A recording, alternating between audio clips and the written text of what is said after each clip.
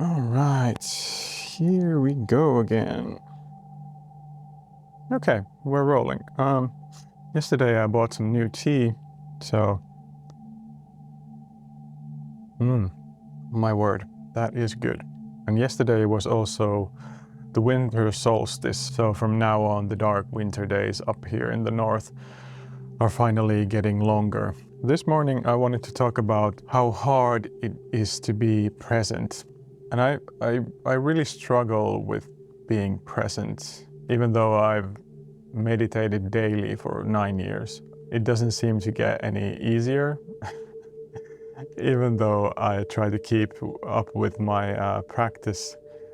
It's just like, it feels like I'm always falling off. But I guess I would hope that one part of the practice is actually the fact that you notice when you fall off. And that's a really important thing, I think.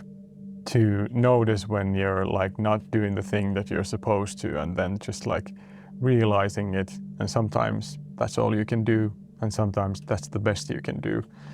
And then you just try to kind of move on. And then like maybe the next moment will be easier to reconcile with, or maybe it's tomorrow. Who knows? But I think that's like especially prudent now in these days when every one of us is doing this, talking to our cameras or our phones or whatever, trying to kind of pre-contextualize an idea before you're presenting it. So there's all these kind of layers of thinking and meaning making before you actually do the thing. So like I find that it can like disconnect me from the joy of making things. If I'm like going at the piano and thinking of like, okay, well, wow, this sounds really good. Maybe I should do a video about it. And then I'm starting to think, well, this doesn't translate well to like in a 30-second clip. It would be too long because like the phrase is like too many bars long, and then you start to like edit yourself before you even get to the fun part, which is just like letting go and being with the instrument and being in the moment and just like having fun and enjoying what you're doing. So there's this kind of disconnect that social media and the culture of being presentable is kind of like pulling us towards. Wow. Yeah, by the way, this is talking about being present. This is pu'erh tea from it's from China, from Yunnan, and I think that's like famously the region in China where pu'erh tea comes from. I'm not exactly sure, but I do like teas that come from that region.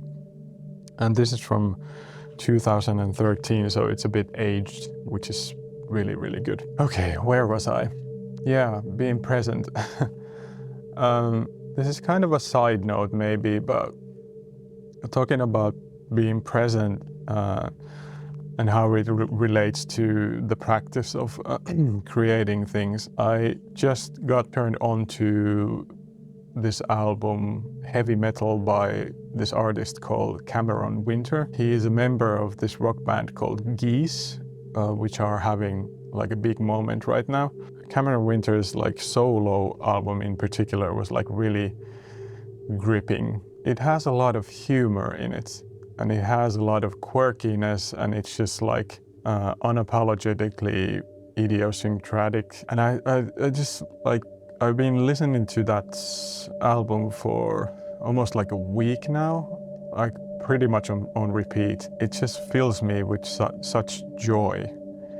And I think it's because I recognize in that music my desire to be just like all out, just myself, and just like not worry about like anything that anybody else thinks, and not like pre-censoring myself before I put my music out there. Then that like Cameron Winter's album, like it really, really struck home because of that.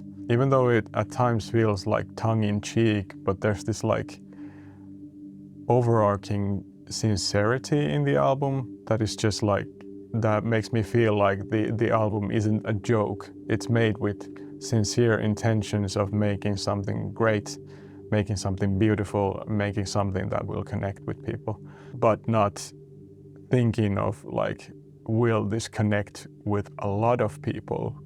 But might be the thought process might have been that, will this connect with some people? And I think that's a like really powerful thing to keep in mind when you're creating stuff. Like I've had this thing happen to me like a number of times when I start to write songs, especially when I'm trying to like imagine like an album or an EP. I start to like preload the creative process with all these kind of like goalposts that like it needs to have this sort of message, it needs to have this sort of tone, it needs to have like this and this, and I'm already thinking about like what I'm gonna say about about the music before I've even written it.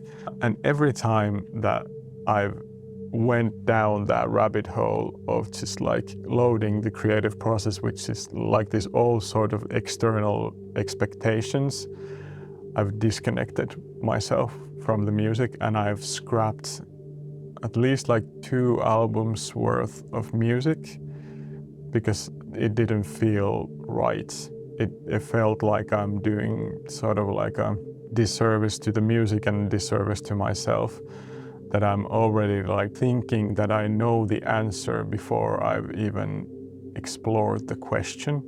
And at least for me, like making art is more about like finding good questions more than finding good answers. So moving forward, I've had the need to like re-evaluate like how I approach the creative process. And one thing that I try to do is just like be as open as possible. If I feel like the song is going to be like silly or funny, then I'm just gonna go with it and I'm gonna follow it through. I don't need to release the song, but like sometimes a song wants to be a certain thing, or actually I would say most of the time a song wants to be a certain thing. It's pretty violent to try to like mangle it into something other. I find that I've been trying to be like really sensitive to that, just listening to what the song actually wants, not what I like and my ego wants.